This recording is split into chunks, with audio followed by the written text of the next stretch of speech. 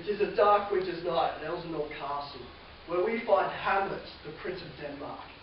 Hamlet, who is currently in a relationship with a girl named Ophelia, meets the ghost of his father, the recently deceased king. Hamlet is told that his uncle Claudius was the one responsible for his father's death.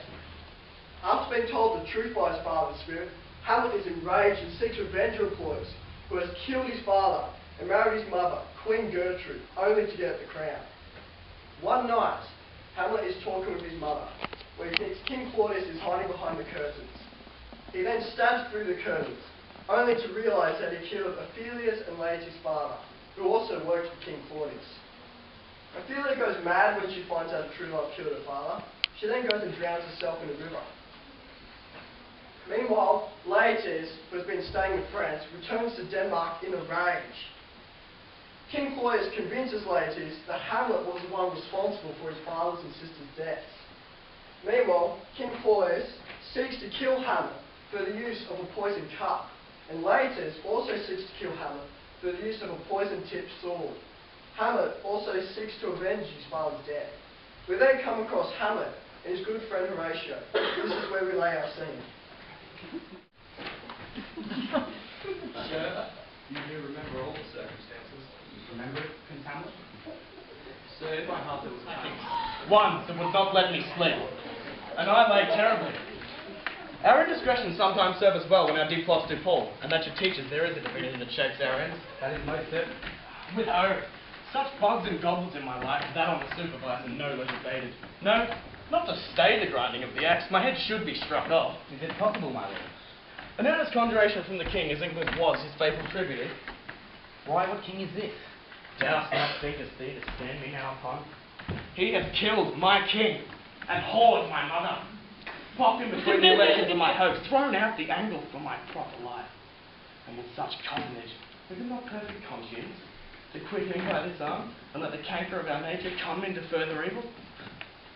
It will surely be known to him from England what the issue of business is there. It will be short, because the interim is mine, and a man's life is no more than the stake of one. I'm very sorry, good Horatio, to Laertes I forgot myself. Though, by the image of my cause, I see the portrait of his.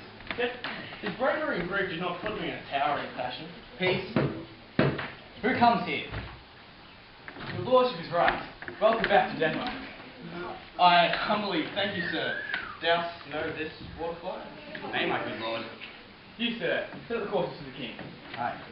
Sweet lord, if your lordship will leisure, I can take things to you from his majesty.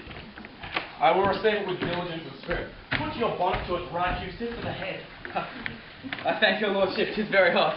No, believe me, it is very cold, the wind is northerly. It is a different cold, my lord, indeed. Yet it is very hot and sultry for my complexion. Exceeding, my lord, 'tis very sultry. As 'twere, I cannot tell how. But, my lord, his majesty bade me signify to he laid a great wager on your head. Sir, I beseech you remember.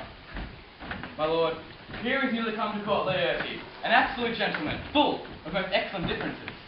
For you shall find in him the continent of what past gentlemen would see. I take him to be a soul of great article, his infusion of such dearth and rareness. He is umbrage, nothing more. Your lordship thinks infallibly of him, but why do we wrap the gentleman in our more raw bread? Is it not possible to understand in another tongue? You do it, sir, really. I know you are not ignorant. It would not much approve me. You are not ignorant of what excellence Laertes is. I dare not confess lest I should compare myself with him in excellence. I mean, sir, for his weapon. What is his weapon? Rapier and dagger. They are two of his weapons that were. The king, sir, hath laid that in a dozen passes between yourself and him, he shall not exceed you 3 hits. If your lordship would vouchsafe the answer. But how if I answer no? I mean, my lord, for the opposition of your person in trial. I will walk here in the hall. 'Tis the breathing time of day. Let the foils be brought, because the gentlemen are willing, and let the king hold his purpose. I will win for him. If not, I'll gain nothing but my shame on hits. Shall I reasonably do one so? After what flourish your nature will. Of whom I do to your lordship. Yours. He does well to commend himself. This Upwey runs away with a shell on his head. He did give love to the dove before he sucked it. My lord, His Majesty commended him to you by young Osric, that you attend him in the hall. He sends to know if If your pleasure hold with Laertes, or will take longer time. I will follow the king.